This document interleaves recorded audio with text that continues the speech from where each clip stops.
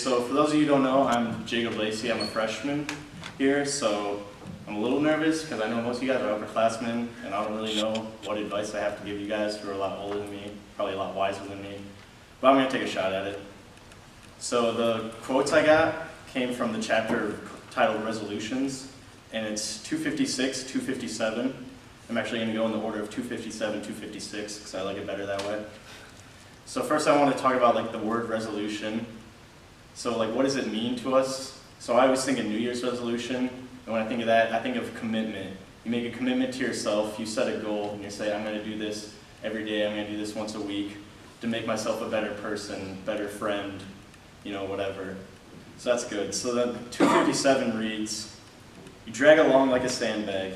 You don't do your share. No wonder you are beginning to feel the first symptoms of lukewarmness. Wake up! Exclamation point.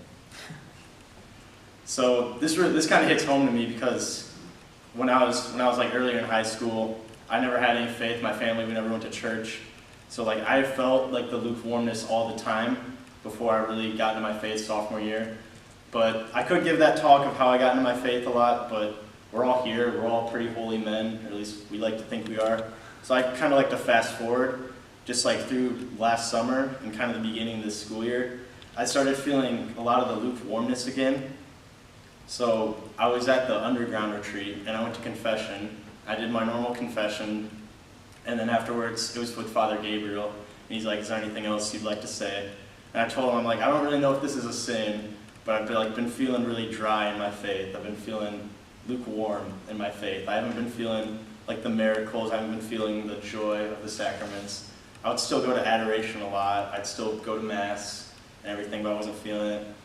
So he kind of reminded me, it's something we always knew, but it never hit home to me, is that the devil is real, and I was feeling a lot of temptations at the time to kind of drift away from the faith, but Satan is real, and he's here to tempt you, and what he told me is God might be testing me at this time, just kind of leaving me on my own accord to see if I'm going to stay committed to him, to see if he can kind of trust me in the future.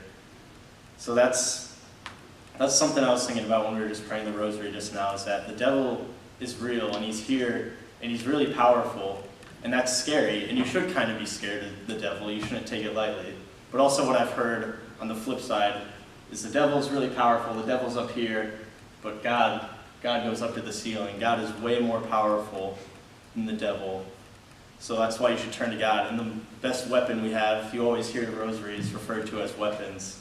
So praying the rosary daily, once a week or whenever, is something really you can do to fight the devil, which we'll get to with the weekly challenge at the end.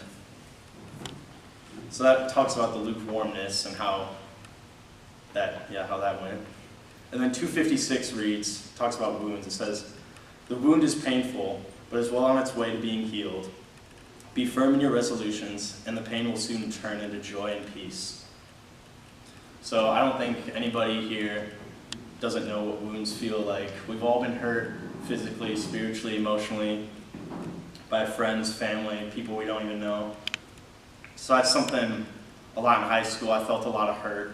I felt a lot of hurt in my family with some friends and some broken relationships and things. And something that I found really to help is that you pray for them and you bring God into that mindset when you get stuck in your thoughts thinking about them. And then the power to forgive. You always say one of the hardest things to do is forgive the people that hurt you. And since this is a men's group, this is supposed to be talking about a man, let's be men and let's forgive people. There's kind of the hit home point. So the first quote, 257, talks about not being lukewarm. And if you do experience lukewarm, stay close to God, because God's a lot more powerful than those temptations that you might be feeling. Second part is about wounds. And I like the last sentence of it. It says, the pain will soon turn into joy and peace. So you keep praying and you keep bringing God into your wounds and allowing him to heal you from the inside. Eventually it's going to turn into joy and peace. So my weekly challenge is doing what we do already on a weekly basis, is to pray a rosary. But not just one rosary this week, I want to do 2 rosaries. So one of them, I want you to pray each bead, each Hail Mary. I want you to have someone in your mind that hurt you, or maybe a group of people that hurt you, and I want you to pray for them. and pray for them to maybe grow closer to God, or to pray for what's best for them, you know. And then the second one, pray for somebody who's helped you on your faith journey, whether it be a youth minister back when you were a little kid or in high school, or Father Simon or Father Gabriel here on campus. If they really helped you get into your faith, pray a rosary and be thinking of them as you're going through the rosary. So you can do one tomorrow and then do one Tuesday morning before this meeting so you can say you did it.